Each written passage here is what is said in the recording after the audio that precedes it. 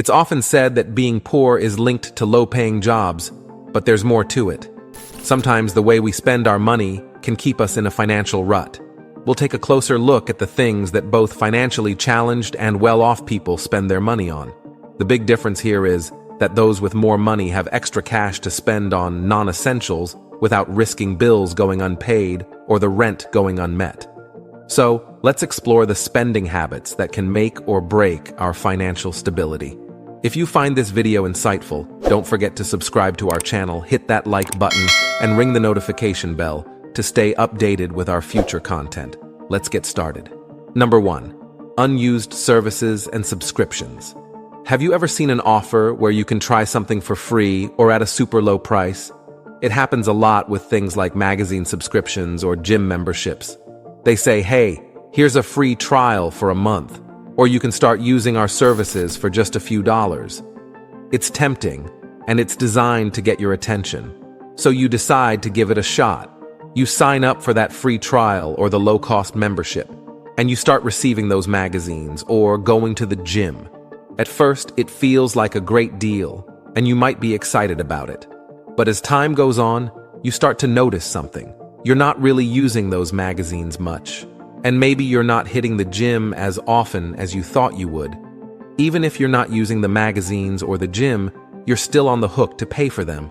You agreed to a deal that says you'll give them your money regularly, like every month.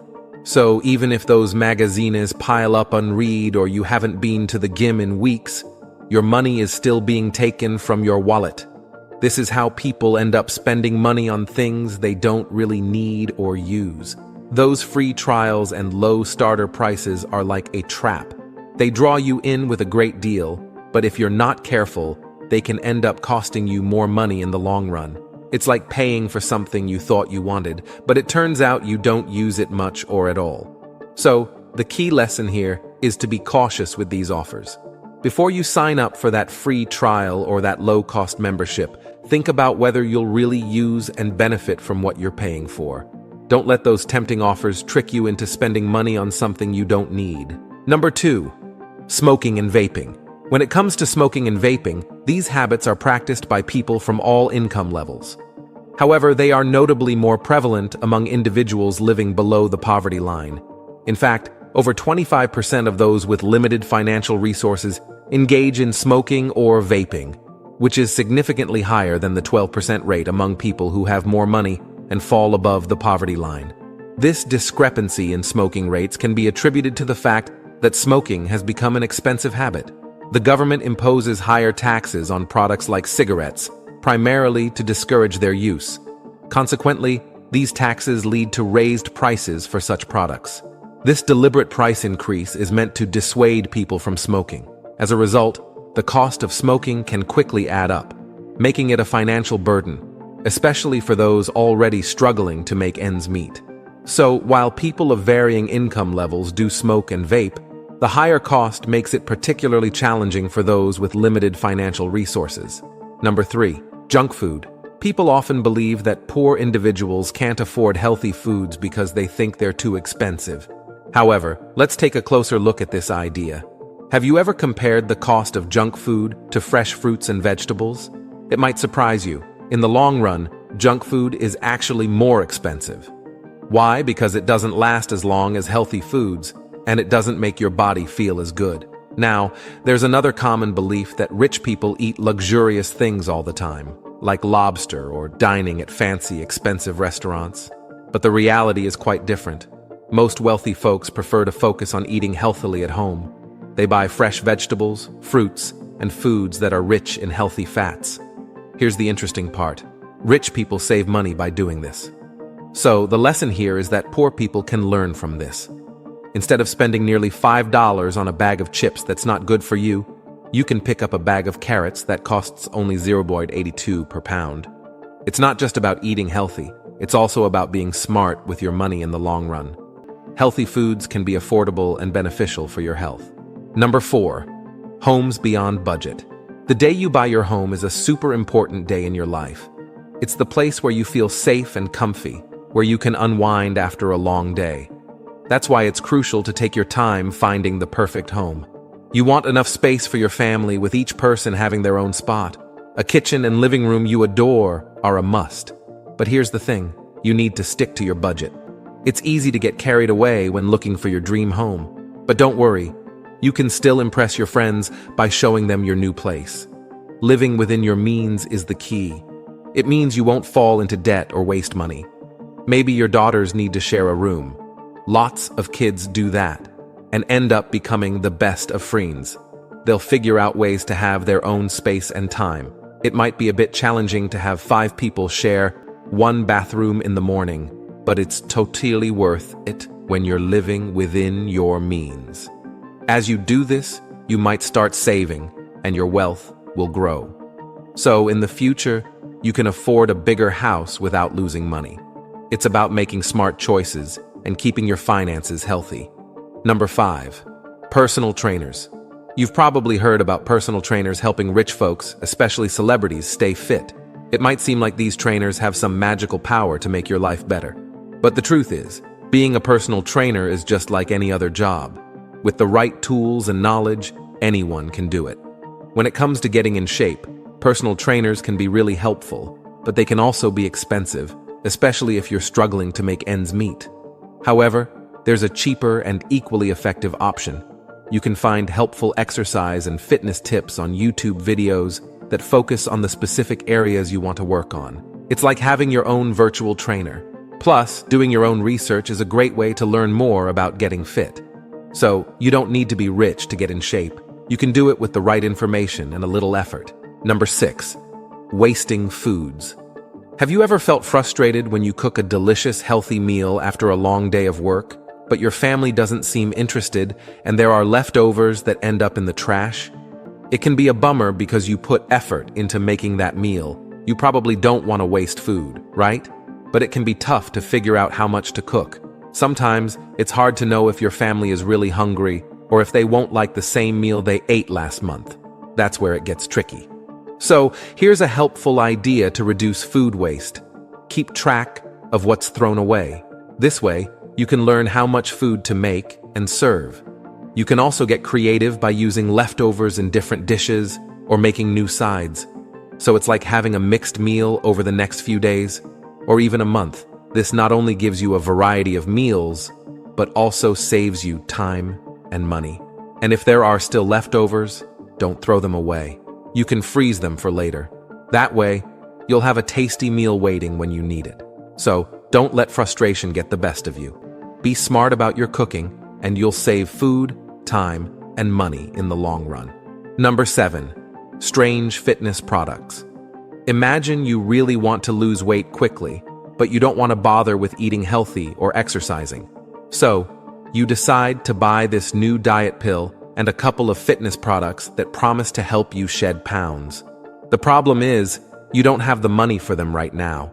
To get those products, you decide to delay paying a few bills until next month. You think it's worth it because you're so eager to lose weight. But here's what happens next. The consequences of not having a plan start to add up. First, you end up in debt because you had to pay late fees on those bills you postponed. Second, the diet pill and fitness products you bought are just sitting there, gathering dust. They're not actually helping you reach your weight loss goals. So here's a suggestion. Why not give our plan a try? We can help you lose weight, but in a way that's more realistic and sustainable. It's all about making healthy choices and setting achievable goals. No quick fixes or shortcuts, just a plan that works in the long run. Number 8, spiritual items. When you're trying to build your wealth, you might be willing to try almost anything to make it happen. You might have even spent money on things like good luck charms that are supposed to bring you better financial luck. Now, deep down, you probably know that these items won't magically solve your money problems, but you still have some hope for a few reasons. If you have strong beliefs or faith in these things, it's okay to follow your heart. However, here's the important part. Always remember to be mindful of your budget and make wise decisions when you spend your money. It's not a good idea to rush to a website like Amazon and buy a bunch of crystals and candles just because you read about a money spell. Instead, take your time, do some research, and save up for that one special item if it really means something to you. The key is to be sure that whatever you're buying is not just a random impulse purchase. Make sure it's something you genuinely want and that it will be useful in your life. This way, you'll be making more intentional and meaningful choices with your money rather than hoping for quick fixes that might not work. Number 9. Your health. One of the biggest mistakes people who are struggling with money can make is neglecting their health.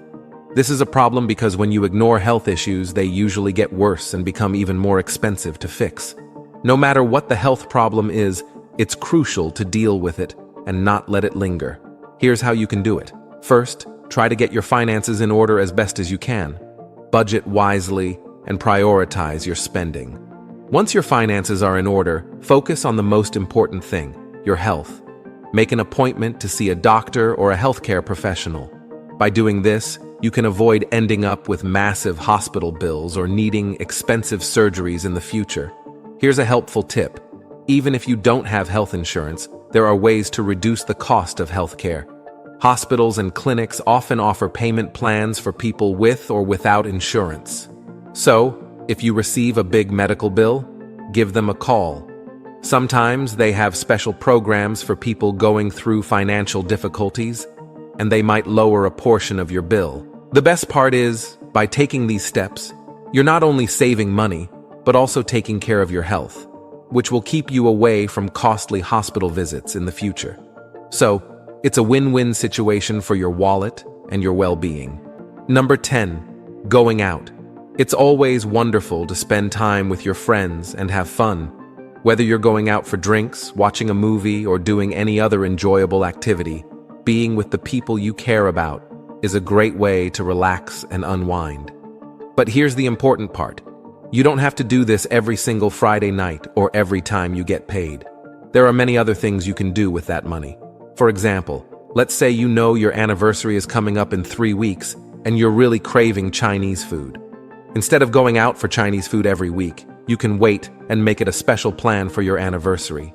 This way, it becomes a meaningful and memorable celebration. Or if your friends often go to the club on Fridays, you don't have to join them every single time. You can choose to stay in and enjoy a quiet evening at home on most Fridays. This not only gives your wallet a break, but also provides a chance for some peaceful time for yourself. Now, here's a great idea. Set aside one day each month to go out with your friends or invite them over to your house for a fun movie night. By doing this, you're still having a great time with your friends, but you're also being mindful of your expenses. So it's all about finding a balance between enjoying your social life and being wise with your money. You can have memorable and special moments without breaking the bank by saving some of those fun activities for occasions that really matter to you. Number 11. New trends. You know how every time you walk into the store, those cool and trendy jeans seem to be calling your name, saying you can totally afford them? Well, here's the thing. Does your daughter really need those super fashionable jeans that cost over $100? She might really want them, but the truth is she doesn't actually need them, no matter how much she desires them. Here's why. Fashion changes really quickly. Those jeans that seem like a must-have today might not be as popular in just a few months. Your daughter might want a different pair, and it can feel like a never-ending cycle. When you start buying one trendy item, you might feel pressured to keep buying the next fashionable thing just to keep up with others. But the good news is, you don't have to spend a lot of money on these items. You can find cheaper versions of those trendy jeans in a few months. And in the meantime, you can focus your finances on more important things. So it's not about denying your daughter nice things.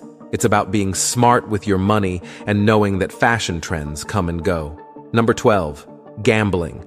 Gambling is a bit like those in-app purchases you see in games. It can feel like a waste of money. It might seem exciting to put in a small amount of money and imagine getting back a lot more, like turning a dime into $50. But what happens once you win a little money? Often, people get caught up thinking it's their lucky day, and before they know it, they leave the casino with less money than they had when they arrived. If you're thinking about going to a casino, it's crucial to keep 2 things in mind before you go. First, ask yourself if you can really afford it. Just because you have some money in your account doesn't mean you should spend it all on gambling. It's important to be honest with yourself about whether you have the financial freedom to do this without harming your overall financial health. Second, it's a good idea to set a budget. Plan how much money you're willing to spend at the casino, let's say $20. Once you've spent that amount, be prepared to walk away. This way, you can enjoy the excitement of gambling without risking more money than you're comfortable losing.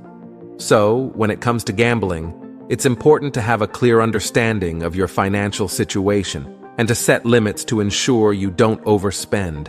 Enjoying the thrill of gambling can be fun, but it should always be within your means. Thanks for watching. Don't forget to like, share, and subscribe so you don't miss an upload and you can enjoy the excellent content I send your way.